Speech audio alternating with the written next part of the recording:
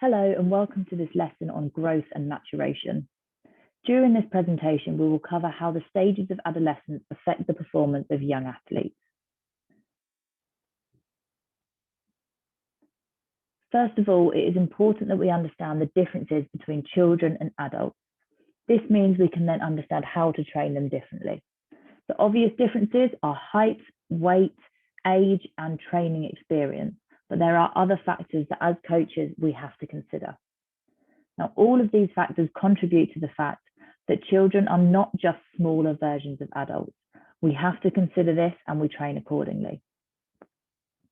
I mentioned that age is one of the factors that of course differs between children and adults, but the concept of age in this context isn't quite that simple. We actually have two definitions of age: chronological age and biological age.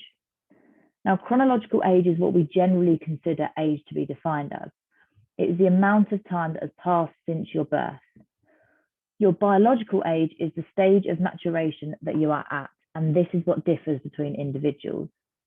This can be dependent on a number of factors such as genetics, lifestyle, nutrition, and any other health conditions. So I'm about to show you some examples that you may have seen before. This first photo is Romelu Lukaku, who, if you don't know him, is a footballer, currently plays for Inter Milan. The second photo is Billy Vunipola, a rugby player, currently playing for Saracens and England. Now, these photos are of them as adolescents playing in age groups, but as you can see, there is a big difference in size between them and their peers. In these photos, they will have a similar chronological age to their opposition and their teammates, but their biological age is much greater. Now, by some individuals having a greater biological age to their peers, it doesn't necessarily mean that they're always at an advantage. Those that mature earlier still have to work just as hard, if not harder, than the later maturers on their sport-specific skill development, especially if they've experienced a rapid growth spurt, which I'll come on to later. Now, late maturers can continue to focus on their skill development, but just need to understand that their physical development will come eventually. There isn't a lot you can do other than just wait for it. Once late maturers develop physically, they tend to catch up to their peers. So there isn't always going to be this difference in size that we see in the photos. Now, these tables show how males and females mature differently. Now, at first glance, they look relatively similar, but when we look at the maturational status, we can see that PHV occurs later in males than it does for females. So what is PHV? PHV stands for peak height velocity, and this is the greatest change in height during the adolescent growth spurt. Now, there are some things that we need to consider about PHV. So the growth spurt usually lasts between a year to a year and a half, but the total time can actually be up to 5 years. As I mentioned earlier, individuals grow at different rates due to a number of factors, but this growth is not always linear. This means there can be growth spurts within the growth spurt and faster and slower portions of growth. The period of peak height velocity can cause injury complications and can also cause a decrease in performance, but this is something I'll come on to more a bit later. There is also this concept called peak weight velocity, which is the greatest change in mass during the adolescent period. This usually occurs 12 to 14 months after peak height velocity, but fortunately this doesn't have as many complications attached to it. Now, moving on to the differences between males and females during adolescence. As you can imagine, boys are generally taller, heavier, and have a greater height to weight ratio than girls do. As I mentioned earlier, they mature 1 to 2 years later than girls do. Because of this, it is common for girls to grow taller than boys of the same age as them, only for boys to then catch up to that height and then overtake and be taller than the females. In addition to this, males and females carry their increased size in different areas of the body. So males will have much broader shoulders and have more upper body musculature, whereas females will have broader hips. They'll also have shorter legs and a higher body fat percentage. Now, these are all changes that occur during the adolescent growth spurt, and these changes explain the reasoning for boys and girls only competing together up to a certain age, as it is around this age, sort of 10 to 14, that boys become significantly larger, taller, therefore stronger and more powerful, and they gain that physiological advantage. It is worth noting that when we talk about adolescence as a stage, it can span between the age of 8 to 15, depending on what part of it we're looking at.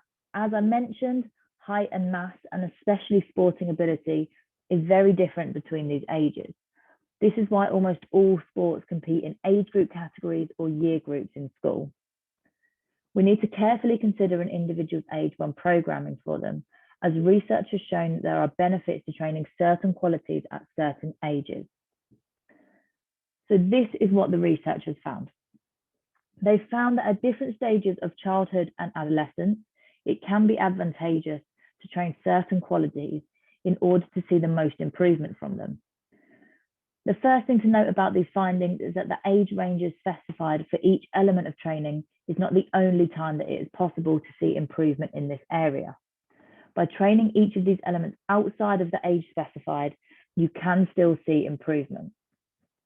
It isn't restricted to what you can see. So for example, if you're a 15-year-old female who's never done any training specific to developing speed, it doesn't mean that you only have 1 year to achieve this. It is, however, just useful to know in order to maximize performance in these areas.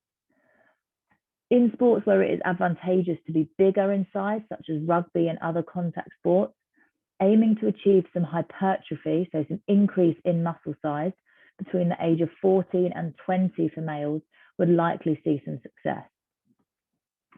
Another note to mention is that the specific qualities are not the only quality that should be trained during that age, but they should potentially be placed in more of a focus on this element.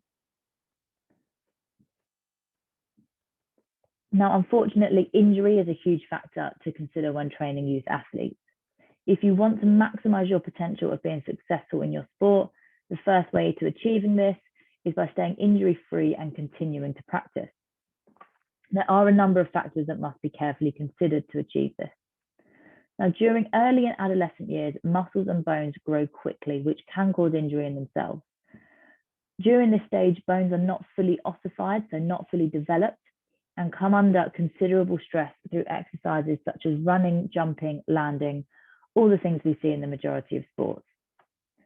During a growth spurt, both bone and soft tissue develop unevenly, and this is when we see a decrease in flexibility. This is also a cause for increased risk of injury. Despite the majority of this presentation focusing on the adolescent years between 8 to 16, our bones are not actually fully mature until we reach between 18 to 21 years old, meaning you're still susceptible to bone injuries until this point. Even then, you're not completely immune to bone injury. The changes in body shape that occur during the growth and maturation phases are also a contributor to injury. When we reach peak height velocity, we see a rapid increase in height. With this, arms and legs get longer, and this causes a decrease in coordination ability. This is also known as adolescent awkwardness. As you can imagine, this is likely to cause more falls and trips, and specifically contacts with other players during sport, which could cause injury. Now, there are a few things that I'd like you to take away from this presentation. Firstly, there is not a lot you can do about how you mature. A lot of it is down to your genetics, so all you can really do is choose your parents wisely, but that is much easier said than done. Second of all, as a young athlete, if you see a blip or decline in performance for a short while, it's possible that you're going through peak height velocity. Don't put yourself down at this point, keep working through it, you're likely to start seeing improvement again. Finally, boys and girls and children and adults are very, very different for a number of anatomical and physiological reasons that we can't do anything about but embrace. Thank you for listening. If you had any questions, please direct them to the contact at the bottom of the screen.